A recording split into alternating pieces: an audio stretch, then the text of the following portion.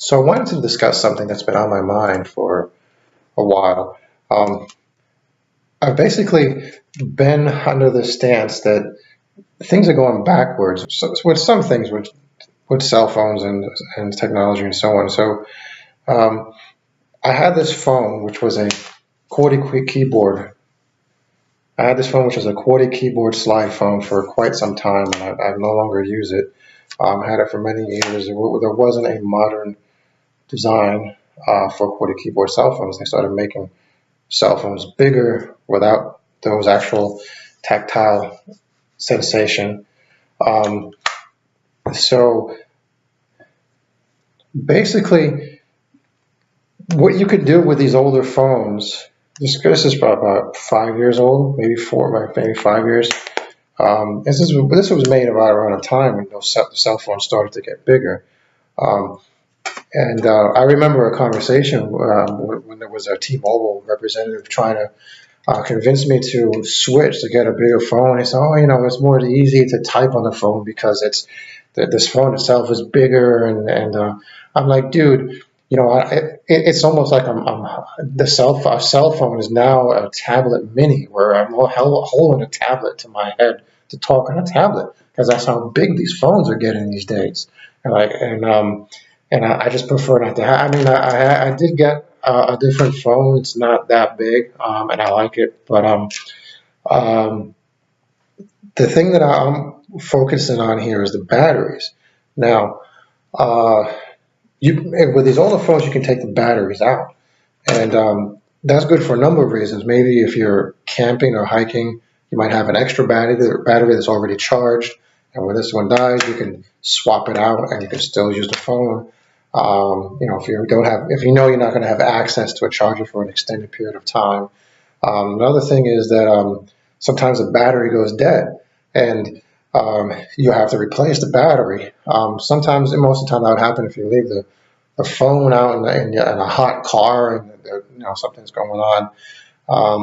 So I could never understand why they were doing this. And remember one conversation with a T-Mobile guy who was trying to convince me to switch over. He's like, nowadays, the phone, you don't have to take it apart. You don't have to take it apart and the battery's in there. I'm like, dude, you're saying that's a good thing? And basically I explained to him the reasons why, which was what I just said here. And so to clarify, I can open up this phone, and and it has a QWERTY keyboard, but it's not that old. It has, and I mean, it's not powered on right now. Let me maybe just turn it on, but it has an Android operating system. See if you can see that as it turns on. So it's not an old phone with a QWERTY keyboard. It's a modern phone, and it has a modern operating. Unfortunately, it doesn't have a modern version of the actual Android operating system. Just because it's an old phone. I noticed that as time went on, the apps were just slowing down, and the entire phone was slowing down. I guess the apps kept on getting upgraded to be able to fit for modern phones, and this was just an older, slow phone. I couldn't even handle the newer versions of the apps that I was using, so the whole thing just kept on slowing down. Now, there is I guess a more modern version of that. This is a Blackberry with a Android operating system, and it's brand new, just came out, and it has a slide. It's kind of difficult. It's kind of difficult when you want to use the actual keyboard, just because it's in portrait view. It's not easier in landscape view. But that's where I stand there. So this is not an old phone in the sense that it doesn't have Android, doesn't have something like that. A few years back, 4 years ago, there was a project that Google had called Project Aura, where they were making a Google cell phone, and it was all componentized. So you can take it apart into pieces. You can take it apart, and like if you want to swap out the camera, they had this good slogan where they said something like, "Why buy a phone for the camera that it has when I can buy a camera for my phone?" So if you want to upgrade the camera or get a better one, you can basically take it out, obviously can take out the battery, you can take out different components of it, and you can swap it, interchange it with your family members' phones and so on. And that apparently that project has been canceled. I thought it was a great concept. It was even better than this concept of taking this out and open up and swapping the battery out, because you can change other things as technology grows and upgrades. You can upgrade different components of your phone, and rather than buying a phone. And that's basically one of the things that I've been saying. They're putting the batteries in the phone now simply because they want you to buy a new phone when the battery goes bad. So yeah, I mean, with all this stuff that came out with WikiLeaks recently, when it comes to the government spying on you, even watching you from your own smart TVs, let alone listening to you on your phone. So nowadays, it's now well known that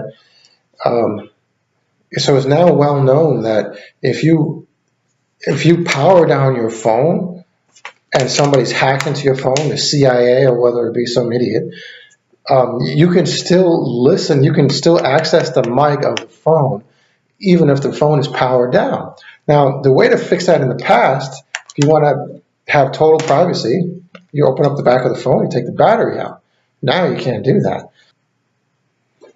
And you'll notice as far back as February 2012, as seen here, that as you can see, batteries that could come out of the cell phones are a thing of the past. And right around the time when this particular phone was made, so this one was like on its way out. I mean, this concept was on its way out when this was made, one of the last of its kind. And here's an article from Beta News where the author talks about the phone and how it swells up. He says there will probably be other power-related issues such as random restarts and overheating. Leave things for long enough and the batteries will swell too much, and you might well notice that the rear cover starts to pop off. At least this is the case with cell phones whose batteries you can replace yourself.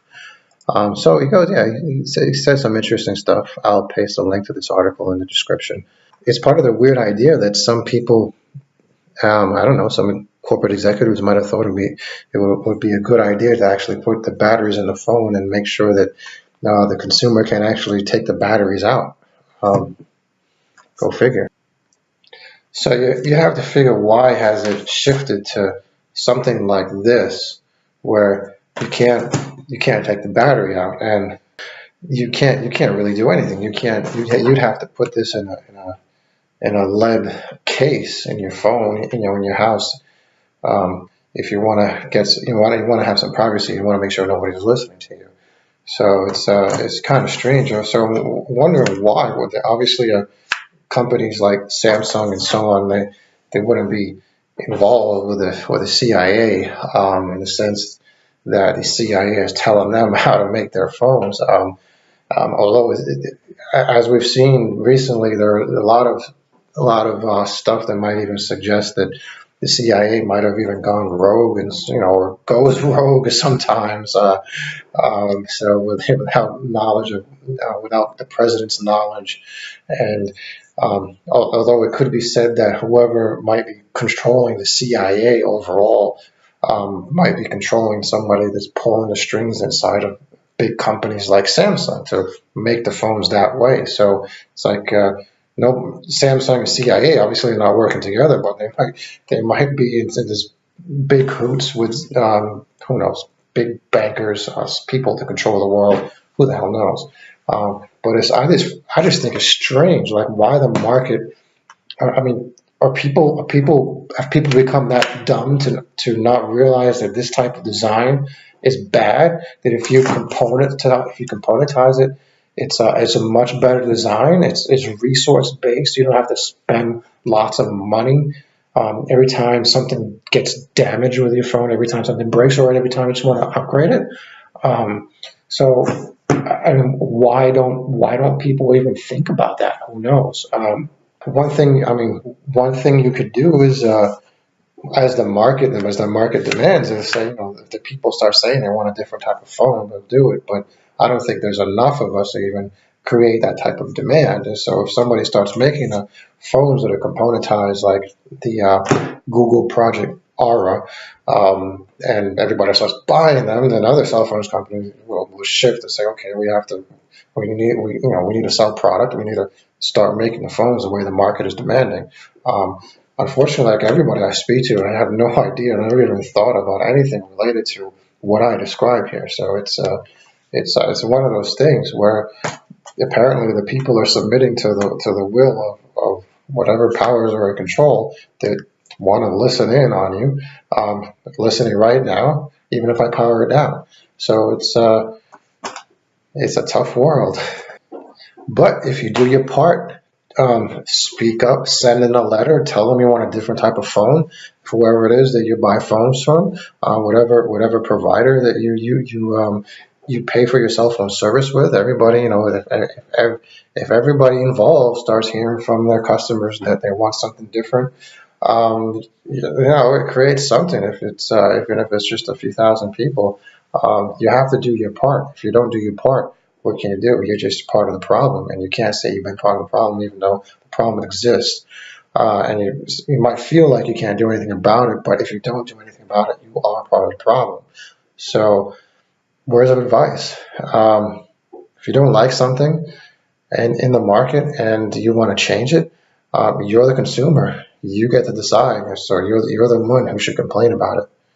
And it doesn't make sense to complain silently amongst your friends and family. You got to complain directly to the people who make this stuff, so they get the idea.